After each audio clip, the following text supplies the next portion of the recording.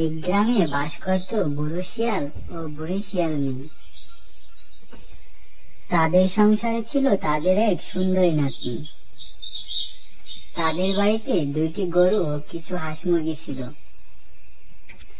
তাদেরকে লালন পালন করে বুড়ি শিয়ালনীর সময় কেটে যেত। তাদের থাকার ঘর থেকে একটু দূরেই ছিল মুরগির খামার ঘর। সেখানে তারা হাঁস মুরগি লালন পালন করত।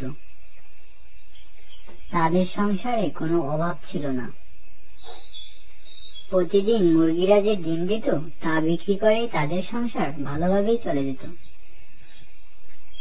একদিন বুড়ি শিয়ালনী ঠিক করলো সে নাতির বাড়ি যাবে। কিন্তু হাঁস মুরগি এবং গরু দেখার জন্য বুড়ো শিয়ালকে বাড়ি রেখে চলে গেল। তাদের বাড়ির পাশে ঘন কালো জঙ্গল ছিল। সেই জঙ্গলে বাস করত এক মিসকে চোর। রাত গভীর হলেই সে ডাকাডাকি শুরু করে দিত। ধরো মুরগি কপাকাপ, খাবো মুরগি কপাকাপ, পালাবো আমি কপাকাপ।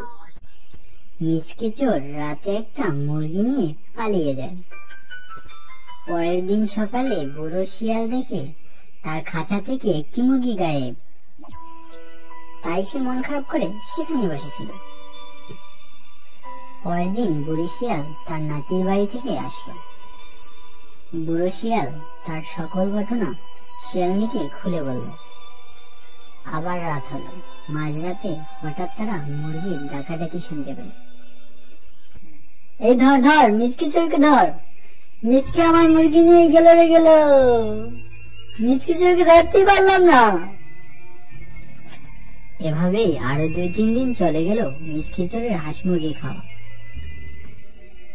অসহায় বুড়ি শিয়াল এবং বুড়ো শিয়াল দুইজনে খামারের সকল ছিদ্র জাল দিয়ে আটকিয়ে দেয়, যাতে মিচকে চোর মুরগি নিতে না পারে।